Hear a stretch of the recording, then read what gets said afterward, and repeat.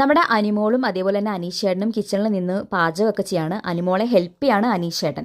അപ്പോൾ ആദിലാണ് ശരിക്കും കിച്ചണിലെയും ടീമിലുള്ളത്. അതേപോലെ സാബുമാൻ കുറേ ഹെൽപ്പ് ചെയ്തിട്ട് പുറത്തേക്ക് ഇറങ്ങിപ്പോയി. ആദില വാശി പിടിച്ചിരിക്കുകയാണ്.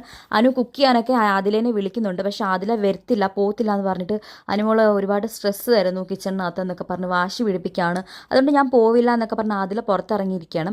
അപ്പോൾ അനീഷേട്ടൻ വിളിക്കുകയാണ്, ആദില വരൂ, ആദിലയുടെ ജോലിയാണ് ഞാൻ ചെയ്യുന്നതെന്നുള്ള രീതിയിൽ. അപ്പോൾ നൂറ് പറയാണ്, കണ്ടില്ലേ അവർ അനീഷേട്ടൻ പറയുന്നത് കേട്ടില്ലേ, നിന്റെ ജോലിയാണ് അനീഷേട്ടൻ ചെയ്യുന്നത്, അനുമോളെ സഹായിക്കുകയാണ് അനീഷേട്ടൻ, നീ പോയി നിന്റെ ജോലി ചെയ്യടി എന്നൊക്കെ പറയുന്നുണ്ട്.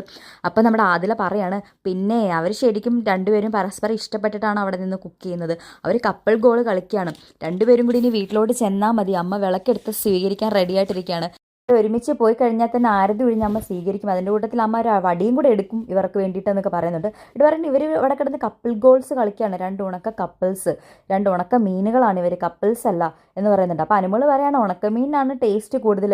അപ്പോൾ അതിൽ പറയുന്നത് ഉണക്കമീൻ എന്താ ഉണക്കമീൻ ആകാൻ വേണ്ടി ഉപ്പിട്ട് വെളുത്ത് വെക്കുമ്പോൾ ടാൻ അടിക്കും, നീയൊക്കെ അതേപോലെയാണെന്ന് പറയുന്നു. അപ്പോൾ അനുമോള് ചിരിക്കുകയാണ്, അനീഷേട്ടനും കൂടെ ചിരിക്കുന്നുണ്ട്. രണ്ടുപേരും റെഫ്യൂസ് ഒന്നും ചെയ്യുന്നില്ല, ആവിധ തമാശകളൊക്കെ രണ്ടുപേരും എൻജോയ് ചെയ്യുന്നുണ്ട്. എന്നിട്ടോ അതിലവിടെ വാശി പിടിച്ച് കിടക്കുകയാണ്, പോവില്ല എന്ന് പറഞ്ഞു.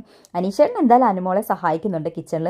അനുമോൾക്ക് എന്ത് സഹായം വേണമെങ്കിലും അനീഷേട്ടൻ ചെയ്തു കൊടുക്കാമെന്ന് പറയുന്നുണ്ട്. അപ്പോൾ അനുമോൾ പറയാണ്, എനിക്ക് ആദില വേണം, അവൾ ചെയ്താലേ, അവളാണ് എനിക്ക് ചില കാര്യങ്ങളൊക്കെ എടുത്തു തരേണ്ടത്, ഞാനിവിടെ കുക്ക് ചെയ്യുമ്പോൾ ആ സാധനങ്ങളൊക്കെ എടുത്തു തരാൻ ഒരാൾ വേണ്ടേ എന്നൊക്കെ ചോദിക്കുന്നുണ്ട്.